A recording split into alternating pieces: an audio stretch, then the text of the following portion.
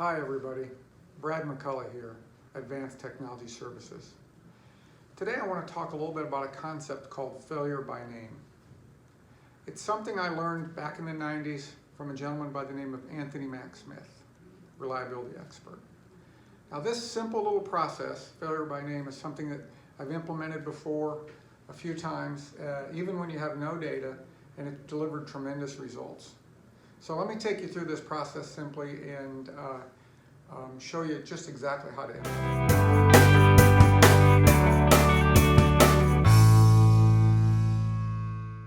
Now step one, if you have a lot of data and you really know where your problems, assets are, and you can use that data, that's great. In some cases we don't have it. So in step one, we interview the operations people. We walk the floor, we talk to them about problems, and the goal is to really understand what's going on and where the problems are. Step two, document the top 5 problem assets. I pick 5 for simplicity's sake. You can pick 3, you can pick 10, but document those assets.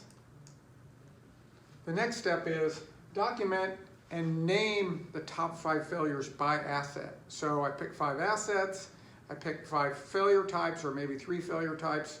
Basically what we'll have here is a list of assets and failures by name that's going to equal about 25 problems that we're going to deal with. So then we spend some time, we get together and we figure out what's the countermeasures. What am I going to do about it? Do I implement something in a preventive maintenance procedure? Do I do predictive procedures? The operators have a role in this, engineering get involved. What's the countermeasure to these failures? So you can put a little spreadsheet together.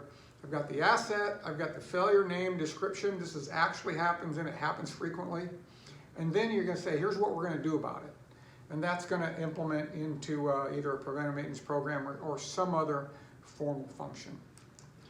So the next step is implement the countermeasure. Now this is real important. Make sure that the implementation is done correctly. So if it's a preventive maintenance activity, you want to make sure that the maintenance person is implementing this countermeasure and doing it perfectly and exactly to make sure you get the results you want. So you'll want to go out and implement it, and you'll want to track it, looking at frequencies and that. Validate the success. So we're going to track these failure by names over a period of time, 3 months, 6 months. You're going to see that those failures don't exist anymore. They go away. And that's the goal, right? The countermeasure is aligned with the failure, and the failure disappears. So we'll validate that success. And then lastly, expand the program. So the success I've had is walking the lines, identifying the asset problems, naming the failures, building countermeasures, and tracking this over time. And then the productivity of the specific assets or production line or whatever you're looking at here, we've validated the results through the controller of the plants, and we've seen 30, 40,000 a month savings just by a quick 60-day implementation. The important part is that you're targeting your countermeasures or preventive maintenance activities to a specific failure that's a problem, and you've named it. So you've really connected those two together.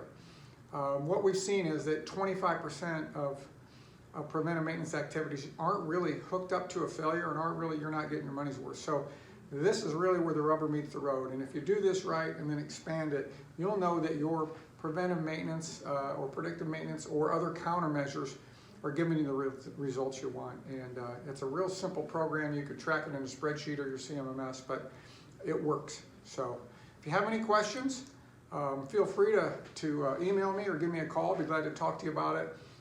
We have had success doing this program, and it works very well. Thanks for your time. Hope this helps you improve asset performance. Have a great day.